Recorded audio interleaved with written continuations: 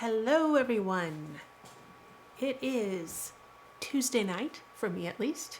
This is To Write and Have Written. I am VanArendonk Baugh, and tonight we are talking about procrastination, and I wrote these notes today. So, yeah, I just thought you would appreciate knowing that I'm speaking from experience here.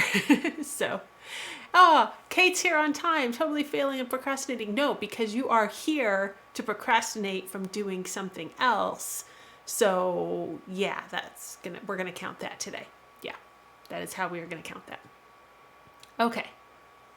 And double checking that everything's coming out all right. All right. Yes, doggo. The dog cam is on. Undomil is gracing us with her presence today. So, okay. So I'm actually excited about tonight's topic. This is something that I have put a reasonable amount of thought and effort into over the last few years, and but I welcome discussion as always. Please throw your comments into the chat. Is that a Christina in the chat? I think that's a Christina in the chat. So thank you for stopping by. Okay. And I don't know if they are here in the chat yet, but Shy Red Fox and Bridger, if you are here, we want to throw out some congratulations. Oh, Grace, thanks for subscribing. I appreciate that. Yay. If you have Amazon Prime, you can subscribe for free, which is awesome. So support me. Don't pay any money. It's great.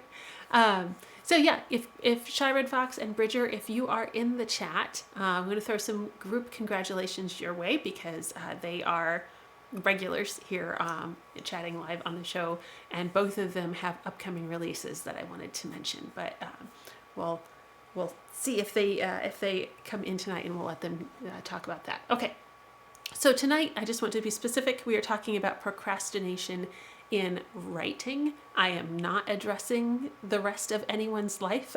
I'm not going to pretend to know what's going on.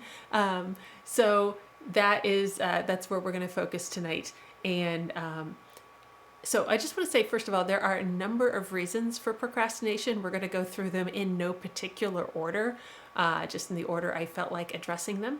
So, Grace says she has learned some unexpected but surprisingly basic things on this topic in the past few days. Hey, I have found like most of this is unexpectedly basic. Like there's an enormous amount of, well, that makes sense, but I never thought of it in that way. Okay, that happens. Really, that's like most of behavior when we think about it, but that's how that goes.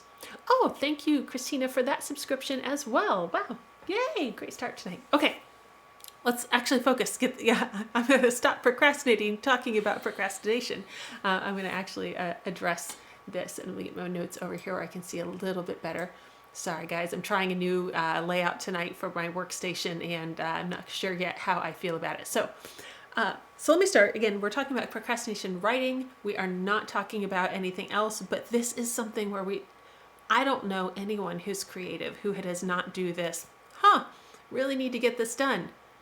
Dishes need washed. Okay, like that is completely going on.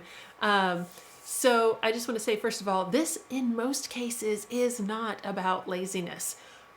We may joke about that. Sometimes we'll actually throw that around as self-accusatory, or blaming a partner or whatever is going on. Now we're going to talk about some of the reasons that will be behind procrastination. And again, I welcome if you guys have any insights from your own experience or things that have worked for you or whatever, then feel free to share those. But the reasons that we're going to talk about tonight are not just we're lazy bums who don't feel like doing anything. Generally, these are things that we want to do, we just aren't doing them.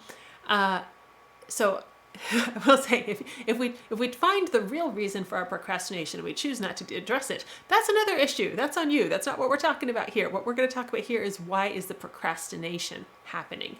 So let's start with the big one that honestly I feel like this is probably the bulk of causes, just from a simple majority standpoint, and that is our good old buddy fear that shows up on so many of the things that we talk about here. So first, let me address just like let's talk about fear from the logical point. The logical point is not always the useful one. We'll get to the emotional point in a minute, but let's start with the logical point. And what this is I've got this story in my head, and it's pretty, and it's good, and it's amazing, and I'm going to write it down, and it's not going to be good in the same way that it is good in my head, because first drafts are not ever as good as the glowing concept in my head. So as soon as I write it down, it's not going to be good. It's not going to be good enough. I'm not going to create this amazing story. I can keep it from getting bad by not writing it. So I'm going to find ways to put off writing it to keep it from degrading from the concept in my head. This is extraordinarily common, whether or not you have articulated it in exactly that form. Guys, I know a lot of creative people. This is extraordinarily common. Okay. So the short version is, if I don't write it, then it's not good enough. Okay. Okay. Here's the thing though. If I don't write it, it's also not good enough. All right. So I'm going to take this out of the writing sphere for just a moment. Let's talk about cookies, because I just like talking about cookies.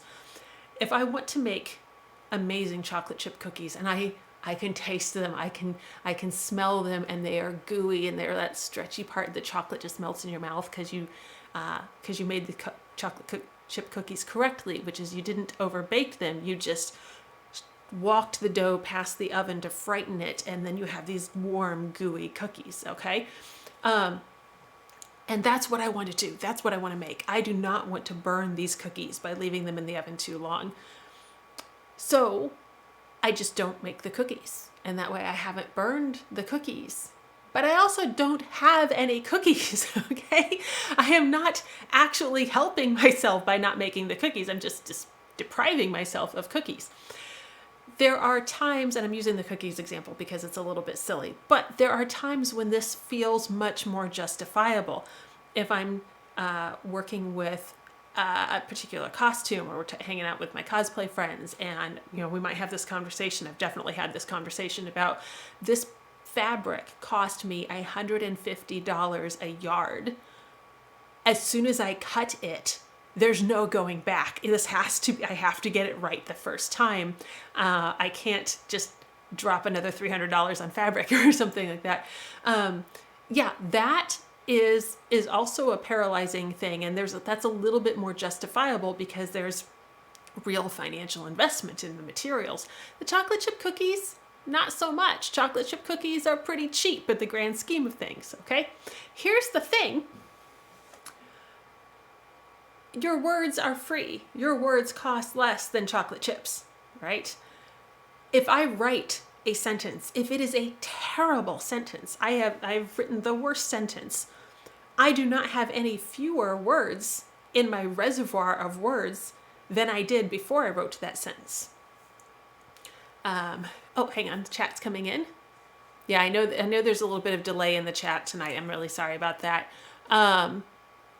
Okay, so Kate's pointing out writing gives you the advantage of going back and editing if you burn the first draft, like you burned the cookies. Absolutely.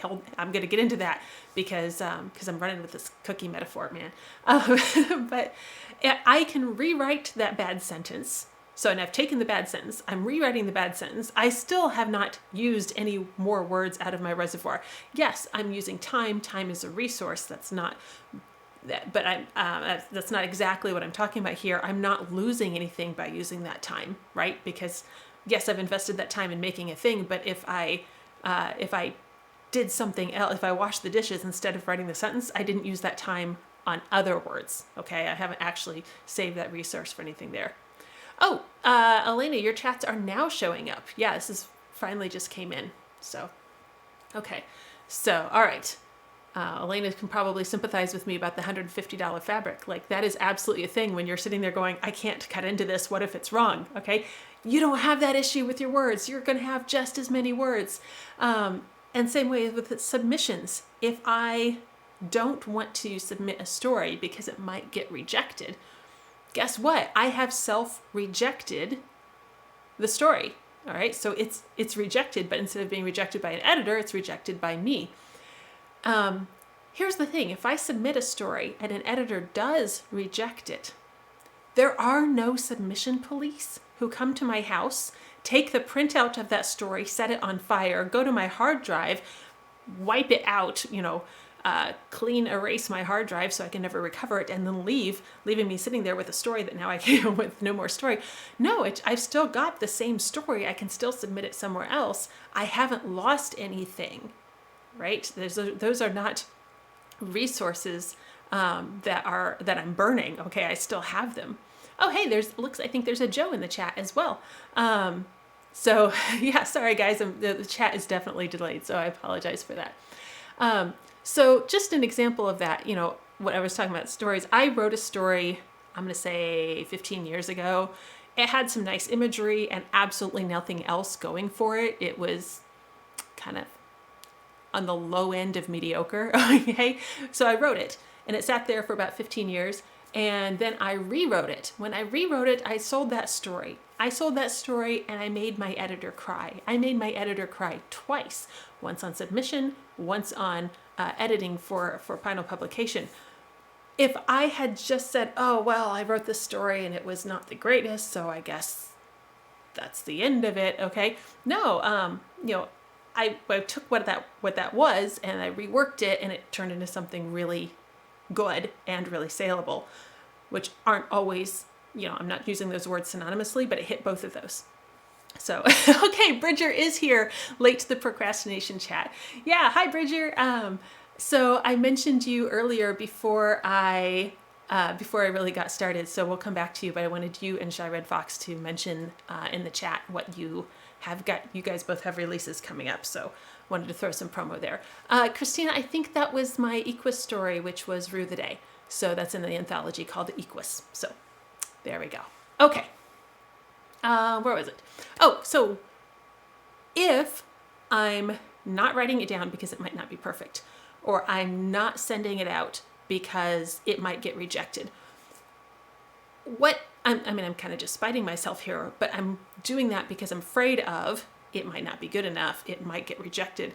What is it that I'm actually afraid of losing? I'm not losing my words. I'm not losing my time. I'm not losing, what is it that I'm actually losing? I'm losing my image that I'm perfect on my first try. Okay.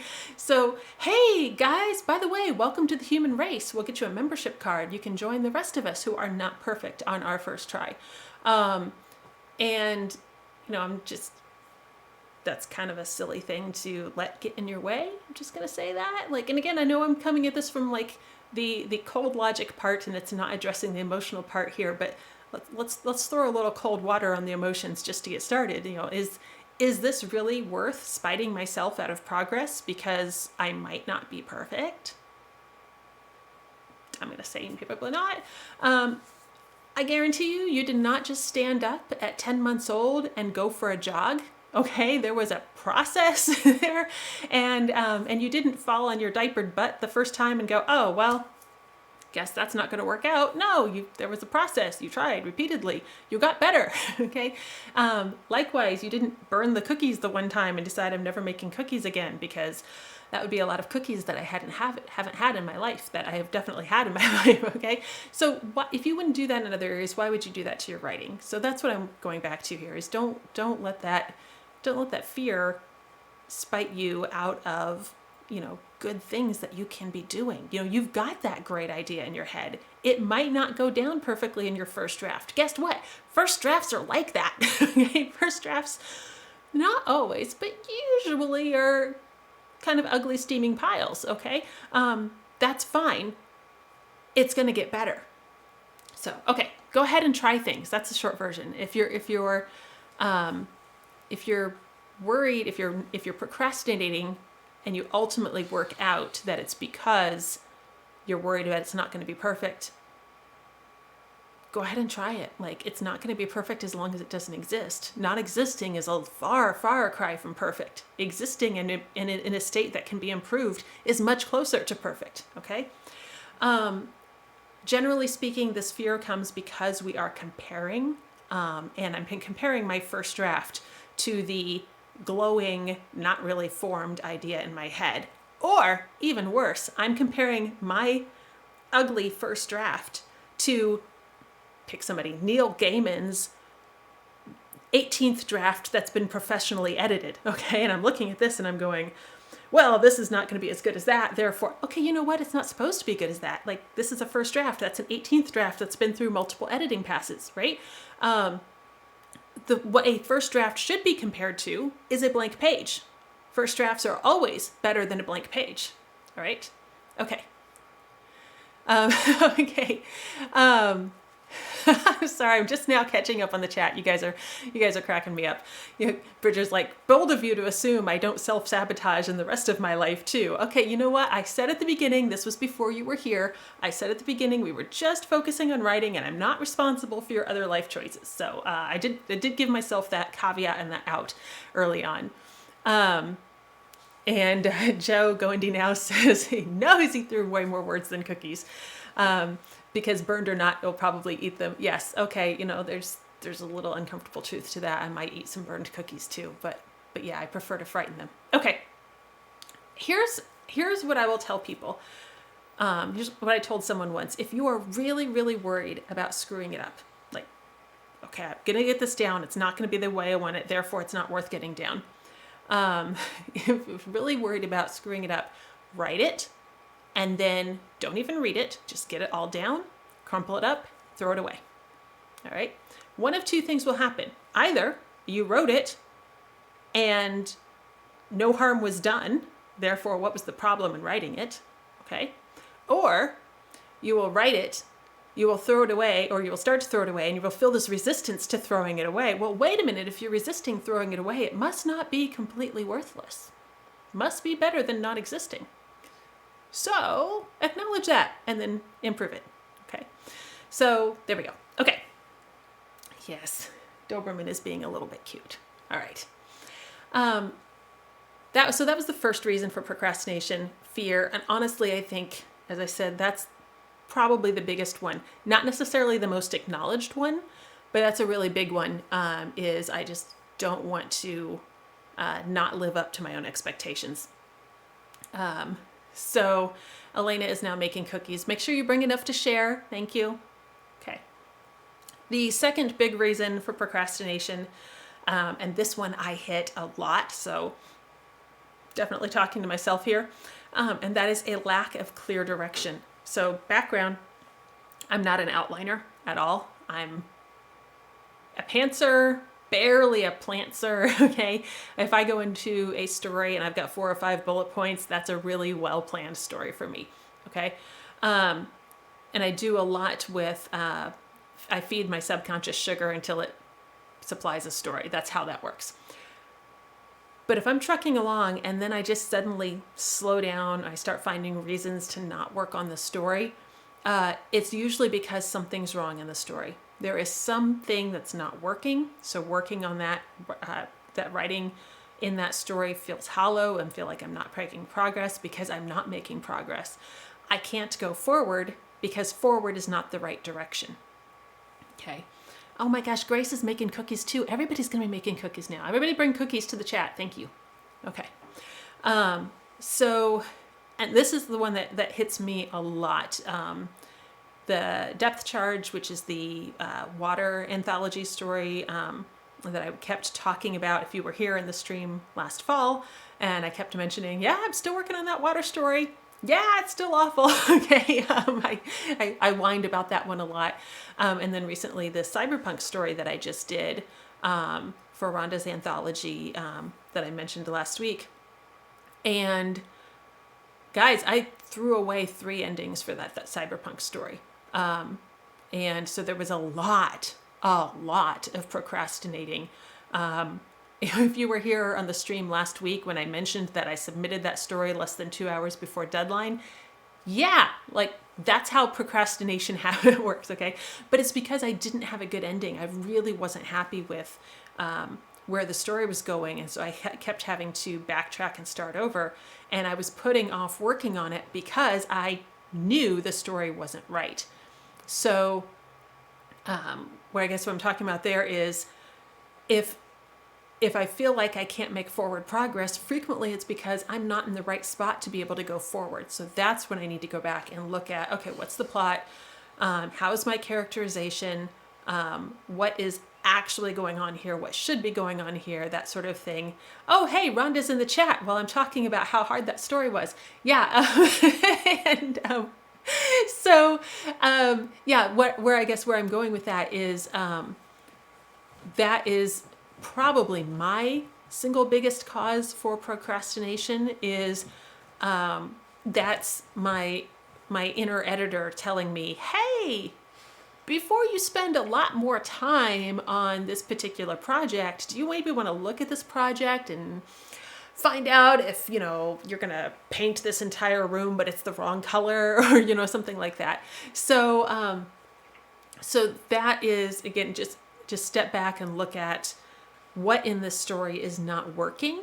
And that would be why I can't go forward with it.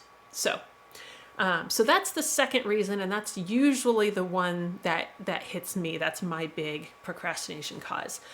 There's also a fair amount of the third reason that comes into my personal procrastination library, and that's where we're going to go now. So, and that is, I have this thing, I need to do this thing, I want to do this thing, but I don't actually know how to do this thing, or I don't feel really comfortable doing it. Again, almost always not feeling comfortable because I don't really know how. So this can go back to fear again. I'm scared of doing this wrong. I don't feel confident that I'm going to do it well. So I feel like I'm going to do it wrong. So in the writing world, this might look like, I don't know that I'm going to convey this theme effectively. Or how do I represent this authentically and respectfully? There's definitely some projects that I have put off in my own work because I don't quite trust my execution of them. One of them is representation of disability that I just don't feel really comfortable with yet. So I work on it and I leave it, and I work on it and I leave it. I go ask for help and then I work on it and then I leave it. I'm stretching myself. I'm trying to write something that's a little outside my wheelhouse. I don't feel really confident in it. So this goes back again. This is all fear rather than write it very poorly. I just don't write it, which really doesn't help it to get any better. So not the most efficient way to fix that. Or this is where we get into the business side of things. Lots of our writing adjacent activities, accounting, marketing, that sort of thing. Hey, it's tax season here, right? Like this is super evident in tax season where you're like, oh, wow, I've got this huge pile of paperwork and math. Let me go bake cookies. Yeah. So you were putting off our accounting. And if you find yourself putting off your accounting, what I need to do it. Okay, but I just don't feel comfortable doing it. All right. Great, we've identified the problem. Jump back a couple months to our accounting episodes. We had a couple of those, and find ways to break that down and make that easy. I'm a huge fan of split the project down into tiny bite-sized pieces. Kate says, slips folder of tax docs under the table. No idea what you're talking about. Yeah. Guys, I'm not picking on anyone. I've got my own pile of tax documents over here as well. But I have to say they are in pretty good shape this year because I made myself a really good plan full of bite-sized pieces. So I'm just going to do my little brag here. I actually feel good about doing my taxes this year. Feeling attacked. I really do. Come on. Okay. I feel organized this year.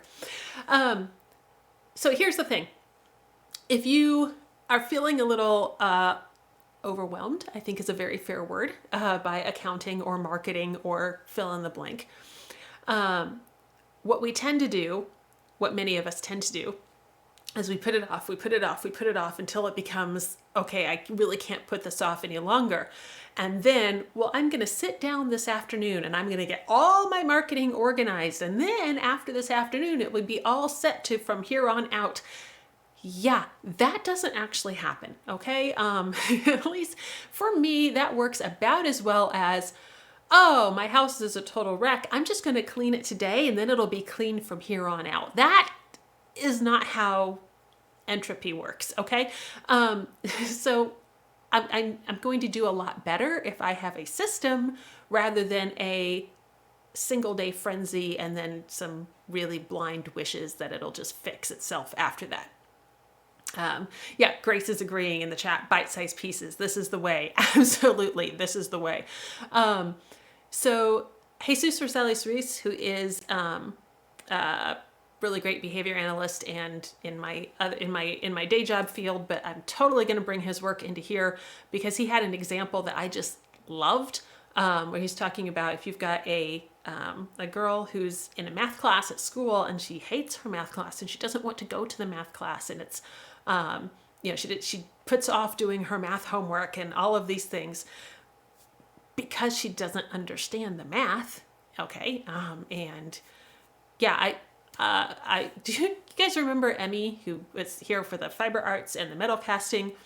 I was 20 years out of high school when Emmy explained to me over lunch how the quadratic formula worked. And I was like, why did nobody explain this to me in school? Because now I can understand it and now I can actually do it 20 years later. Anyway, so if I don't have that information on how that works, now I'm just feeling overwhelmed by it. I'm going to put off doing this homework because it just makes me feel stupid. And Jesus talks about how, some people approach that as, well, let's give her the right medications to make her feel happy, and hope that works, and hope that makes her happier in class. But the problem is she doesn't understand how to do the math. Like, you have to break this down and have to teach her when she feels competent and fluent in the process, then she's going to feel better about math class. So it doesn't matter how much dark chocolate I throw at my accounting. If I have not broken my accounting down in a way that I can do it and not feel overwhelmed by it, I'm still going to need, I'm still going to resist it. I'm still going to resent it. So, sorry, I'm going to catch up on the chat here just for a second. Oh, yeah. So Christina's pointing out massive do-it-all now projects make you hate the task more and put it off longer for the next time. Yeah.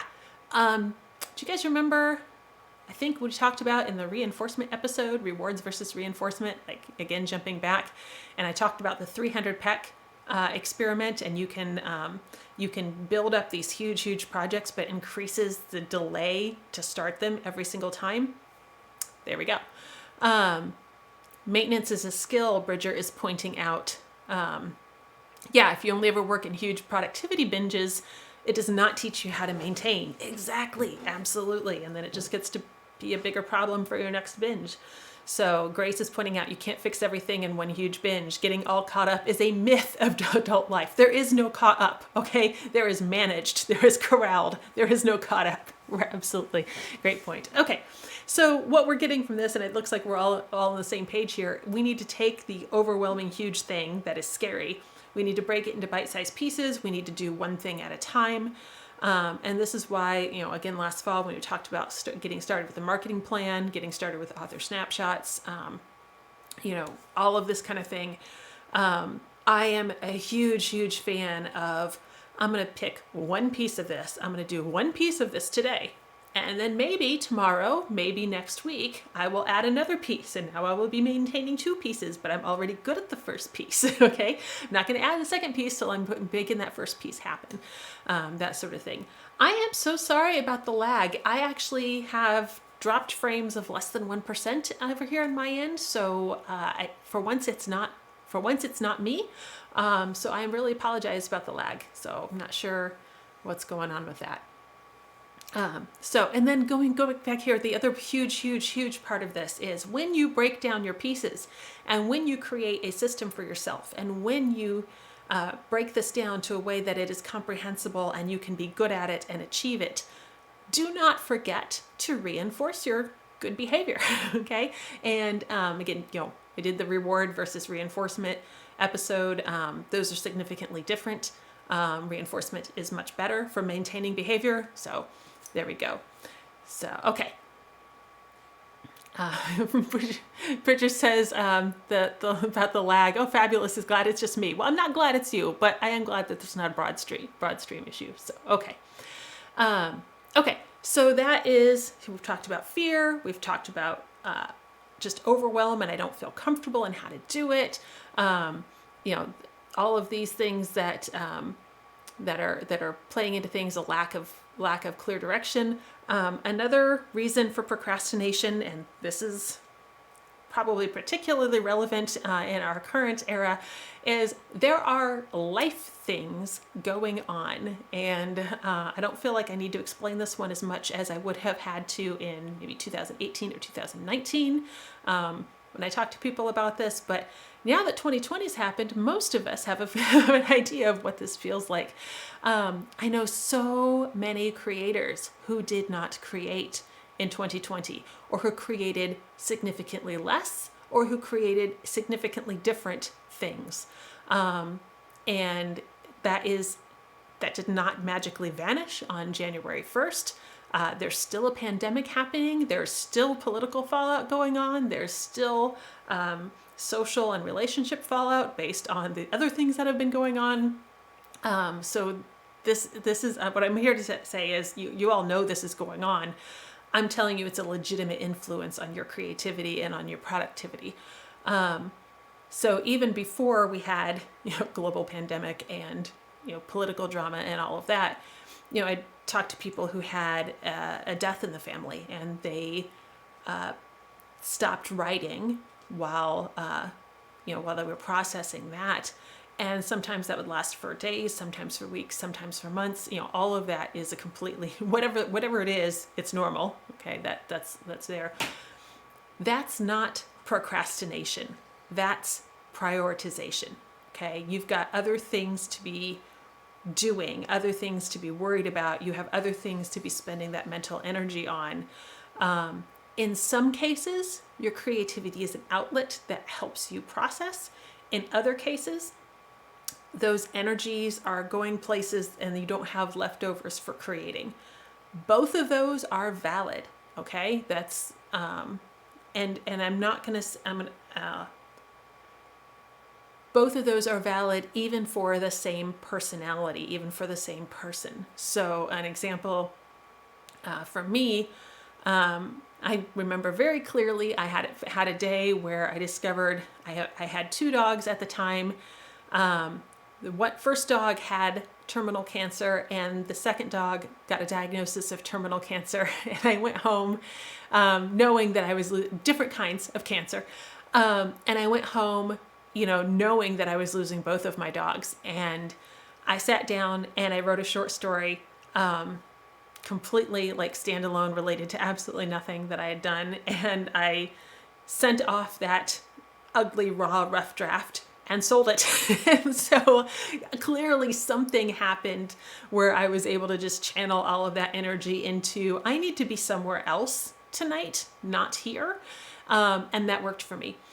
In that moment, that worked for me. Fast forward 2020, I stalled out so hard. I produced so much less and of such, I had to work a lot harder in 2020 to produce even something a little bit, even close to what I've been doing.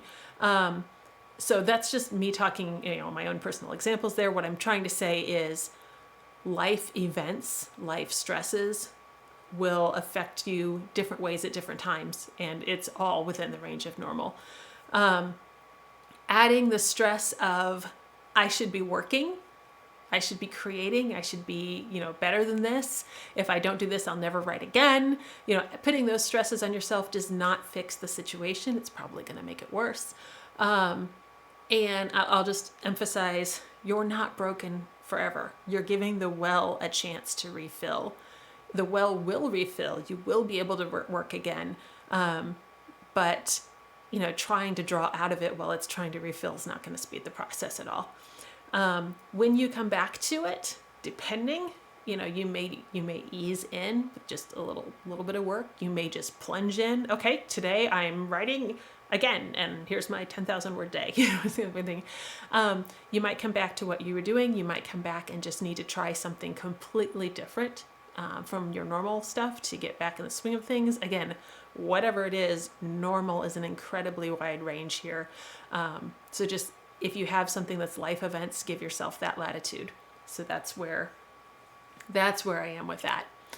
And then one more reason why procrastination might happen, and that is, oh, hold on. I just want to take a break real fast because the chat finally caught up and like everything came in at once. Oh, great point. Elena is pointing out there are studies that show that the effect of significant positive or negative emotional experiences, I always point out to people, distress and eustress are both stress, okay? Like, both of those are big events. Positive or negative emotional experiences can be detected in a person's brain chemistry months later, okay? So these are significant things. And Christina says she likes giving the well time to refill. Yeah, that's the thing. So yeah, guys, I'm so sorry about the lag. I could tell like the chat went totally dead and I didn't think all of it just vanished. So something's going on with the lag. I apologize. It's still looking really great at my end. So I don't think it's me, but somewhere maybe on the Twitch level, it's slowing down. Okay. So let's go on to the next reason where you might find procrastination in your life. And that is, I just plain don't want to. Okay, this is not reinforcing to me on any level. And so if that happens, let's look at your motivation. And again, here I am talking about writing or other creative pursuits. I am not, at some point, the oil in your car needs changed. I don't care, how that makes you feel. The oil in your car needs changed. Okay. But if it's something that, I am trying to make art, I am trying to do something creative, this should be a process that I am benefiting from, not that it is just a drain on me. So maybe look at your motivation. Why am I doing this? Do I want to do this? Or am I telling myself I have to do this? So here, again, I'm speaking to a little LED, okay? I'm not calling anybody out specifically, but just as an example, if I say I'm a writer, but I spend most of my time drawing characters instead of writing them, which you can clearly tell I'm not talking about myself. My art's pretty lame is the word I think we're looking for. But if I keep saying that I'm a writer and I keep saying I want to write, but I never actually write and I do a lot of drawing instead, maybe I would be happier in another medium. Okay, maybe I liked the idea of writing. Maybe I like a certain image that goes with writing. Maybe somebody told me somewhere that I should be a writer, but actually I get far more enjoyment out of doing a different kind of art. That's valid. That's perfectly fine. Some things we have to do, no matter how we feel about them, we have to do them. Art is not one of those things. Art is something you do because it is good for you and it is good for other people. And yeah, let me just leave it there. Like, I want you to do some form of creative thing. I want you to do some form of art. I don't care what form that is. The form should be the one that works best for you. Caveat, I guess the exception to this is if art is your primary income, then sorry, you do have to do it. Okay. But I'm going to venture to say that you've probably worked out a system to be able to create things. And if you've gotten to the point where art is your primary income, you've already grappled with this on some level. You're probably not sitting here staring at what is procrastination with me. Definitely not that professionals never hit procrastination. That is absolutely not true for all the reasons that we have covered beforehand. It's just that you've probably got probably already worked out, how do I deal with this even if I don't want to? Because you're going to want to again later. It's just that this particular story, this particular moment is really grinding my gears. And but as soon as I get that done, I'm going to love my next project. Because otherwise I probably wouldn't be in art as a career. Okay, I don't know if I said that well, just assume it made sense. So that is, if I look at something and I'm like, oh man, like I keep saying that I want to do this form of art, but I keep not doing it, but I keep doing other things instead. Great. Like, I don't care what the labels are. Okay. Just shift what you're doing, shift to something you ignore, you enjoy, not that you ignore the thing that, you tried that didn't work for you, and go with the thing that does work for you. So there we go. Oh, Bridger is asking about a massive poisoned cue, which I understand poisoned cue, but can you give me an idea of, give me an example of where it would be? Oh, exactly the same part of writing is the terrifying part and the appealing part. Okay, yeah, so this is, I think it's fair to say that is art, like together in general. Like I mentioned earlier, and by the way, feel free to go ahead and stick more clarification in the chat. I just understand that it might be a minute before it gets to me. When I was saying earlier about I'm working on something and it's stretching me and I'm afraid I'm going to do it poorly, but also I'm doing it and it's like this giddy thrill while you're doing it. So a poisoned cue, I don't know. Elena's pointing out, I might want to point that out. I don't know how academic we need to get on this point. I guess what we're going here is more of the internal conflict of it. And Bridger's pointing out, look at me, like I want to share this art, but also I would immediately crawl in a hole and die if somebody looked at my art. And I'm rephrasing your statement slightly, Bridger, because what you said was look at me.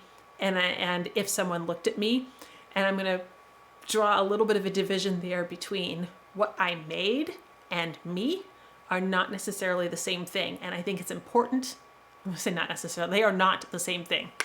And I think it's important to clarify that distinction, especially for the reasons like when I talked about criticism, January, February, I don't know when that was, time has no meaning, but if somebody critiques my work, that is not me.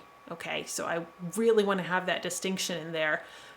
Somebody can give either a very valid or a completely unfair criticism of my art, but I'm still a worthwhile human. Okay, so I like to cultivate that distinction early on. So that's why I'm going to qualify your phrasing just a little bit.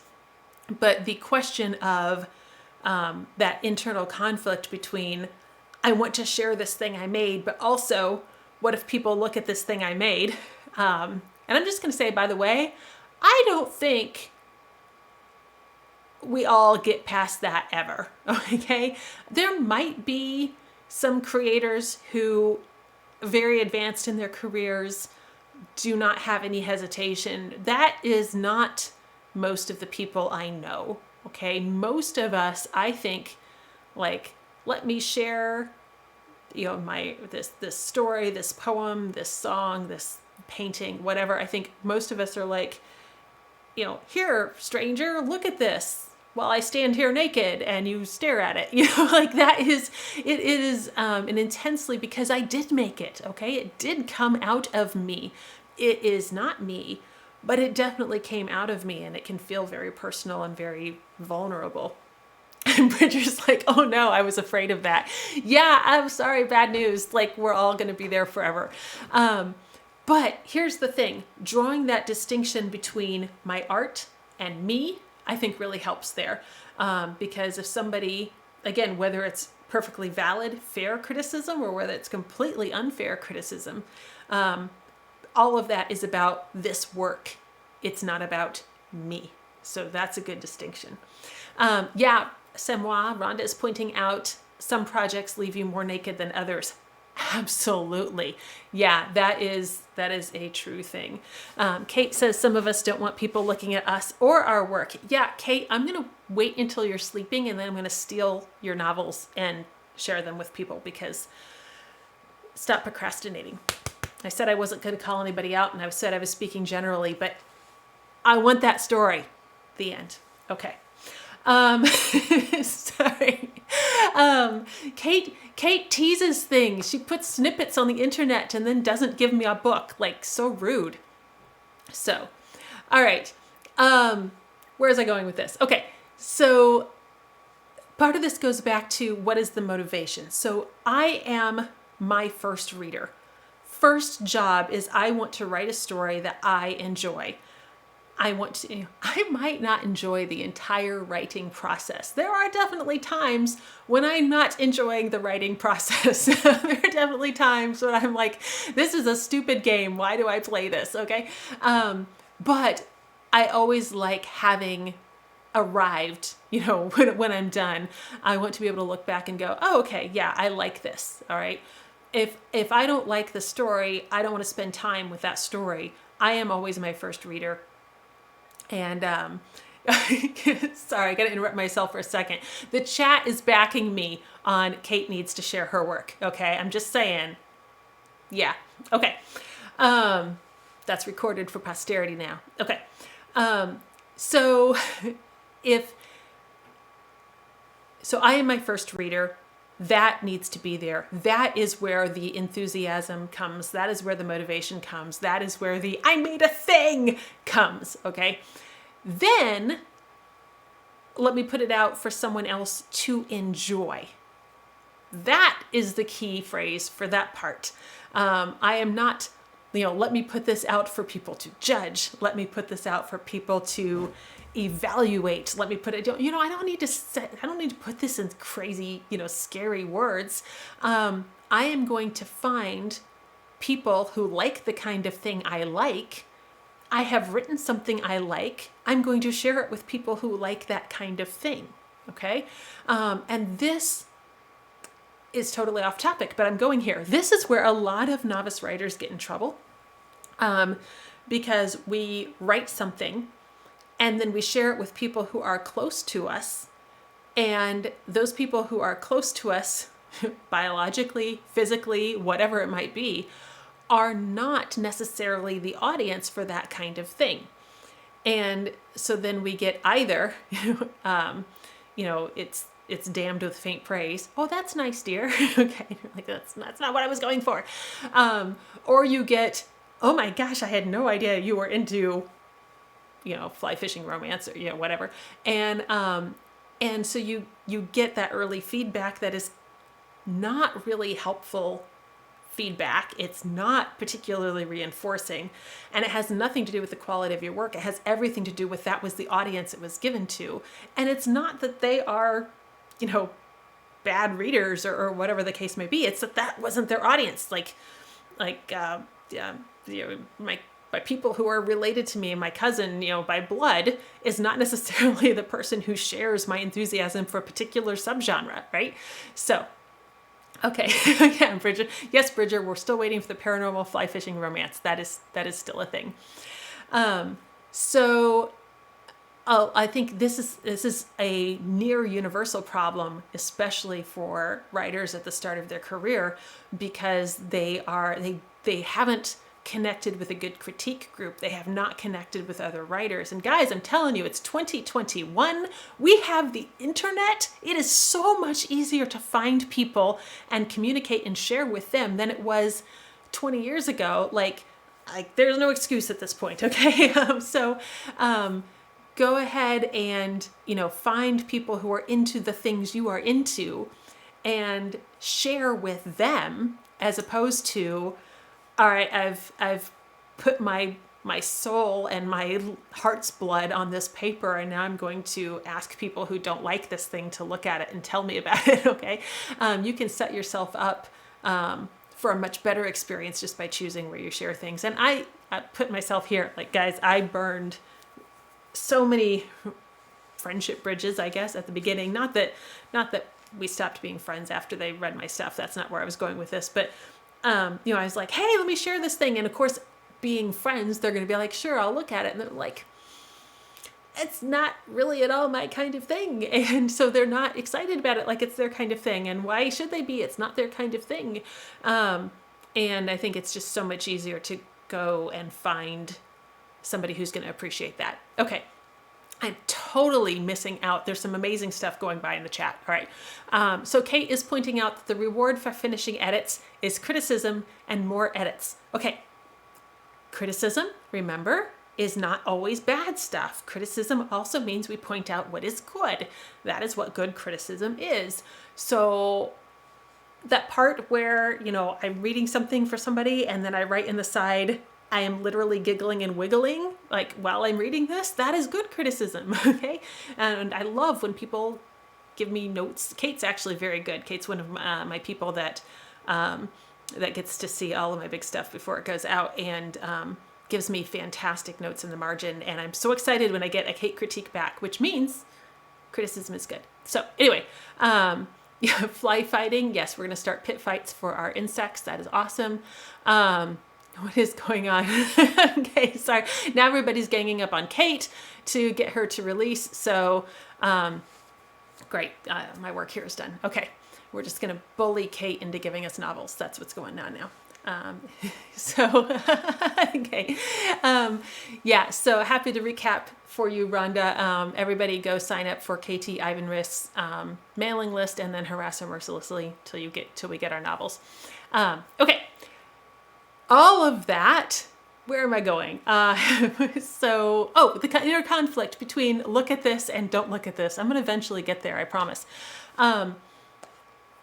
Again, I think just having that distinction between me and my work really takes a lot of pressure off. So that's a really important thing. And I really do emphasize, drawing those distinctions and choosing your words to draw those distinctions, because even if I say this is true, but then I keep talking about it as if it's me, it's going to make a difference. Oh, hey, Sable Aradia just rated. Thanks, guys, for coming in. We're talking about procrastination and fear and all these things. So, we are being boarded. Great, great literary pirates are coming in. Fantastic. All right. So I've got all the procrastination is the new sensation that's sweeping the nation, and there's probably a great dance step that goes with that. So yeah, if I'm looking at this conflict between, I want to share my work, but also if people look at it, then they're seeing me, and I get that. I really do, especially when, oh my gosh, guys, I've said this before, but it is so true. I wrote Shard and Shield, which is in what I call my angsty epic fantasy. Like it is, there's some parts of that are pretty raw. I wrote the bulk of that when I was either unpublished or published, baby published. like I have stuff out, but nobody knows about it, kind of thing. I've sold some shorts, I've done something, but I'm not. I'm still not like a big name, but I'm just saying, I there was no reason I had no delusions of what publishing grandeur might look like. And that allowed me to be so much more open, in writing Shard and Shield. And to be able to do that raw stuff, because it was not, I quote Tosca Lee a lot, write as if no one will ever read it. That is fantastic advice that I heartily endorse. And it was easier when nobody was reading it. Okay. And then Shard and Shield came out. People liked it. People talked about it. I would see it go by on Instagram and all kinds of amazing, cool things. And then I'm writing later books in it, and I'm like, oh, people are going to look at this. Okay. And I'm not kidding. The amazing difference in being able to work on that and to process that. And yeah, if you're looking at the timeline, and it's totally weird, Shard and Shield, I wrote the bulk of that before Songweaver's Vow and other things came out. So yeah, the timeline's a little funky. Just ignore it, because everything, stuff is not getting published in the order of creation. Why would it? But, as I'm working on later books in that series, I have to stop and consciously talk myself through, write as if no one will ever read it. Because if I sit there thinking about how people are going to react to this, it's paralyzing. Okay. And that's number one reason for procrastination is fear. Okay. There it is. It fuels that. So my job is to create that first draft. I am my first reader. I am my primary reader. I need to create the story that I enjoy. Then I can share it with other people who will enjoy that. Okay. So I have no idea at this point. I think I started answering this question like 27 minutes ago. I don't even know if we're in the same hemisphere as the original question. But yeah, you can feel free to nudge me back to wherever we wanted to go in the chat, and we could do that. And the chat has slowed down again, so I'm assuming there's another big log jam that's going to come through all at once again. So I apologize for whatever's going. Okay, good. Bridger says this is good. Good. Yeah, and I just, again, I will reiterate, Toscally, Write as If No One Will Ever Read It is one of the single best pieces of writing advice I have heard and I can share. Because, if I sit there and I'm like, I'm going to write this scene. My mom might read this scene. My mother-in-law could theoretically read this scene. People I know, whatever. Like it's just gonna get me tied up. What I need to do is just sit down and write the story that I want told. Tell myself this story, and then share it with people who would also like that story. So, okay. Yeah. So that's a lot of reasons that procrastination could happen. I think, what did we do? Did we do 5? I didn't number them. Let me count here. Fear is the really big one. Fear is the story killer. There we go. Lack of direction. I just don't know how to do it. There was a life thing that is going on, or I just plain don't want to. Yeah, all of those are reasons, and we talked about ways to address those. So hopefully it'll be something helpful in there. So next week is a Learn With Me week, and this is normally where I would tell you what our topic is, but the truth is I don't have a topic for next week. I'm still, I've got some feelers out for people that I would like to come in and talk. I have several different subjects that I'm trying to get people in for next week, and I just haven't been able to confirm anybody yet. So stay tuned, I guess.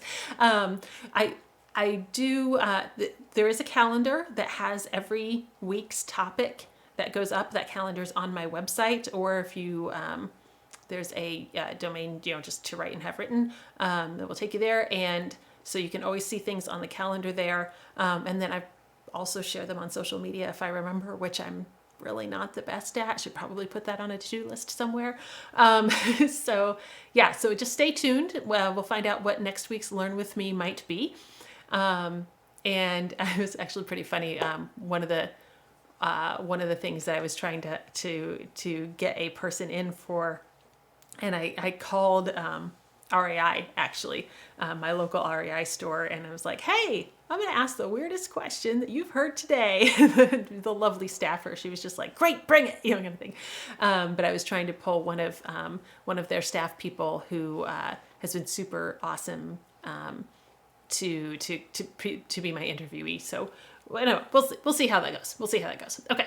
And then, I don't usually do a lot of promo on this stream. But if you're here and this is helpful, please follow, subscribe, like, review the video, review the podcast, buy one of my books if you want to be supportive, like any of those things.